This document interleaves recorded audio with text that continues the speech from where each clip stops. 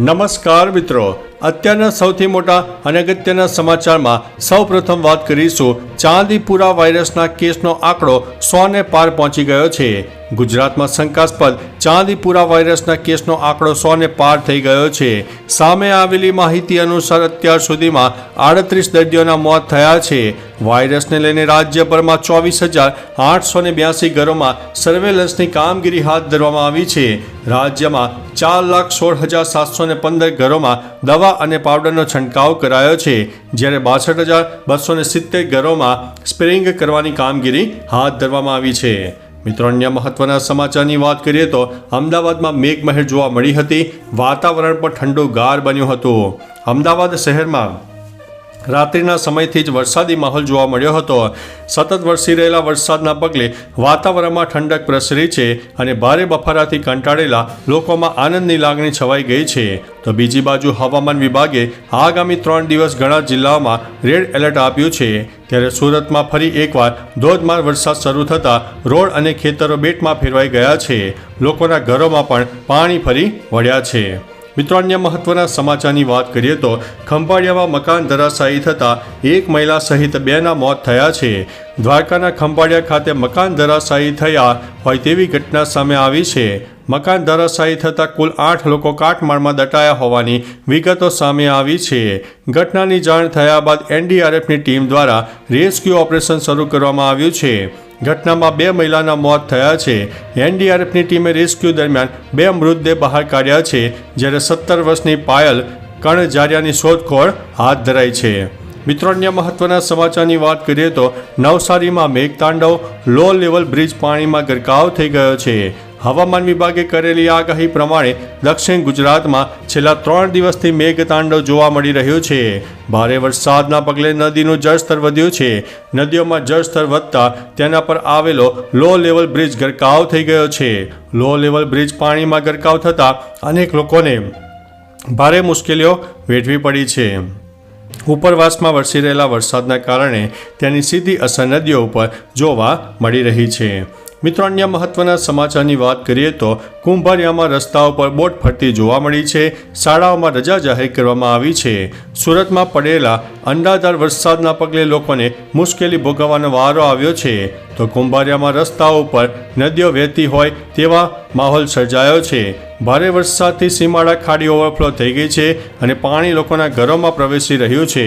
ત્યારે તંત્ર દ્વારા બાળકોને હાલ શાળાઓમાં રજા જાહેર કરી દેવામાં આવી છે। હવામાન વિભાગ દ્વારા આગામી 3 દિવસ અતિભારે વરસાદની આગાહી વ્યક્ત કરવામાં આવી છે। મિત્રો, અન્ય મહત્વના સમાચારની વાત કરીએ તો સૌરાષ્ટ્ર અને સુરતમાં રેડ એલર્ટ, અમદાવાદમાં ધોધમાર વરસાદના એંધાણ છે।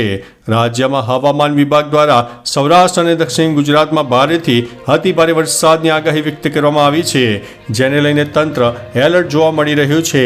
આ સાથે નીચાણવાળા વિસ્તારોને પણ સાવચેત રહેવા માટે અપીલ કરવામાં આવી છે। તો બીજી બાજુ અમદાવાદમાં પણ રાતથી વરસાદી માહોલ હતો, જેના પગલે વાતાવરણમાં ઠંડક પ્રસરી છે। જોકે અમદાવાદ શહેરમાં ભારે વરસાદની આગાહી વ્યક્ત કરવામાં આવી છે।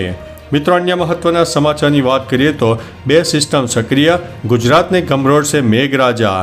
ગુજરાતના માથે નવી સિસ્ટમ સક્રિય થઈ છે। હવામાન વિભાગની આગાહી કરવામાં આવી છે કે બંગાળની ખાડીમાં સિસ્ટમ સક્રિય થતાં વરસાદ ગુજરાતને ગમરોળશે।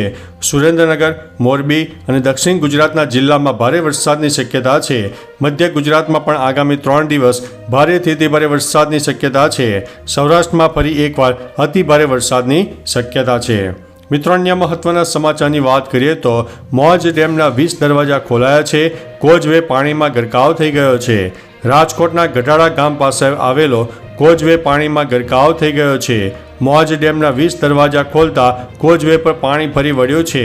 બીજી બાજુ સુરતમાં પણ ભારે વરસાદે લોકોના બેહાલ કરી દીધા છે। સીમાડા ખાડી ઓવરફ્લો થતાં પાણી રસ્તા પર ફરી વળ્યા છે અને લોકોના ઘરોમાં પણ પ્રવેશી ચૂક્યા છે, જેના કારણે તમામ ઘર વખરી પલળી ગઈ છે। આગામી 2 દિવસ ભારે વરસાદની આગાહી વ્યક્ત કરવામાં આવી છે।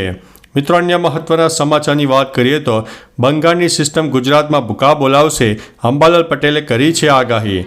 હવામાન નિષ્ણાત અંબાલાલ પટેલે ફરી એકવાર ભારે વરસાદની આગાહી કરી છે, જેમાં તેઓએ જણાવ્યું છે કે રાજ્યના મોટા ભાગના શહેરોમાં ભારે વરસાદ થઈ શકે છે। ત્યારે સુરત અને સૌરાષ્ટ્રમાં અતિભારે વરસાદ થઈ શકે છે। આ સાથે તેઓએ જણાવ્યું છે કે અમદાવાદ શહેરમાં આજે અને આવતીકાલે 2 દિવસ સુધી ભારે વરસાદ થઈ શકે છે। સુરતમાં ભારે વરસાદના પગલે શાળાઓમાં જાહેર રજા આપી દીધી છે। મિત્રો, અન્ય મહત્વના સમાચારની વાત કરીએ તો મંદિરો ડૂબ્યા, મકાનો ડૂબ્યા, ખાડીપુરમાં ડૂબ્યું સુરત। ખાડીપુરે સુરતની સુરત બગાડી નાખી છે। ગાડીઓ ડૂબવા લાગી, મંદિરો ડૂબ્યા, મકાનો ડૂબ્યા, શહેરોમાં હોડીઓ ફરતી થઈ ગઈ છે। તંત્ર દ્વારા હાલ નીચાણવાળા વિસ્તારોમાં લોકોનું સ્થળાંતર કરવાની કામગીરી હાથ ધરવામાં આવી રહી છે। લોકોને સાવચેત રહેવા માટે અપીલ કરવામાં આવી છે। જોકે હવામાન વિભાગ દ્વારા ફરી એક નવી આગાહી કરાઈ છે। હજી પણ ભારે વરસાદની સંભાવના છે। મિત્રો, અન્ય મહત્વના સમાચારની વાત કરીએ તો સેના અને આતંકીઓ વચ્ચે અથડામણ, એક આતંકીને ઠાર કરવામાં આવ્યો છે। જમ્મુ કાશ્મીરના કુપવાડા જિલ્લાના કોવુત વિસ્તારમાં બુધવારના રોજ ભારતીય સેના અને આતંકવાદીઓ વચ્ચે એન્કાઉન્ટર થયું હતું। સેનાના જવાનોએ એક આતંકીને ઠાર કર્યો છે। કુપવાડામાં આ એન્કાઉન્ટરમાં સેનાનો એક જવાન પણ ઘાયલ થયો છે। હાલ ઓપરેશન ચાલુ છે। છેલ્લા કેટલાક અઠવાડિયાથી જમ્મુ અને કાશ્મીરના કોઈને કોઈ જિલ્લામાં લગભગ દરરોજ સુરક્ષા દળો અને આતંકવાદીઓ વચ્ચે અથડામણ ચાલી રહી છે। મિત્રો, અન્ય મહત્વના સમાચારની વાત કરીએ તો રાજ્યમાં સ્વાઇન ફ્લૂના 6 મહિનામાં 1049 કેસ સામે આવ્યા છે। રાજ્યમાં સ્વાઇન ફ્લૂના કેસમાં ચિંતાજનક વધારો થયો છે। ગુજરાતમાં જાન્યુઆરીથી જૂન 2024 એમ છેલ્લા 6 મહિનામાં સ્વાઇન ફ્લૂના 1049 કેસ નોંધાયા છે, જ્યારે 27 દર્દી સારવાર દરમિયાન મોતને ભેટ્યા છે। જો કે 1 મહિનાના અરસામાં એક પણ દર્દીનું મોત થયું નથી। દેશમાં સ્વાઇન ફ્લૂના વધુ કેસ અને મોત મામલે ગુજરાત બીજા નંબરે છે। મિત્રો, અન્ય મહત્વના સમાચારની વાત કરીએ તો અમદાવાદીઓ બહાર જતા પહેલા ચેતી જજો। અમદાવાદમાં આજે પણ રિક્ષા અને ટેક્સી ચાલકો હડતાલના મૂડમાં છે, કારણ કે અમદાવાદના 2.5 લાખ રિક્ષા ચાલકો અને 80,000 ટેક્સી ડ્રાઈવરોની હડતાલ છે। ટેક્સી ડ્રાઈવર્સોની માગ છે કે સફેદ નંબર પ્લેટ પર ગેરકાયદેસર એગ્રીગેટર કંપનીઓના શહેરોમાં ધમધમતા 2 વ્હીલર બંધ કરવામાં આવે। ઉલ્લેખનીય છે કે આ કારણે રિક્ષા ચાલકો અને ટેક્સી ડ્રાઈવર્સે ગાંધી ચિંધ્યા માર્ગે આંદોલન કરવાની જાહેરાત કરી છે। મિત્રો, અન્ય મહત્વના સમાચારની વાત કરીએ તો સોના ચાંદીના ભાવમાં ધરખમ ઘટાડો। સોના ચાંદીમાં ઇમ્પોર્ટેડ ડ્યુટી ઘટતા 3,000 રૂપિયાનો કડાકો થયો છે। ઉલ્લેખનીય છે કે સોનાની ઇમ્પોર્ટેડ ડ્યુટી ઘટાડીને નાણાપ્રધાને 6% કરી નાખી છે। અમદાવાદ ઝવેરી બજારમાં સોનાના ભાવ 10 ગ્રામના 3,000 અને ચાંદીના ભાવ કિલોના 3,000નો કડાકો બોલી ગયો છે। અમદાવાદમાં સોનાના ભાવ તૂટીને 72,210 રૂપિયા બોલાયા છે, જ્યારે અમદાવાદ ચાંદીના ભાવ તૂટીને કિલોના 86,000ની આસપાસ ચાલી રહ્યા છે। મિત્રો, અન્ય મહત્વના સમાચારની વાત કરીએ તો ડાંગનું ઘરેણું ગીરા ધોધ ખીલી ઉઠ્યો છે।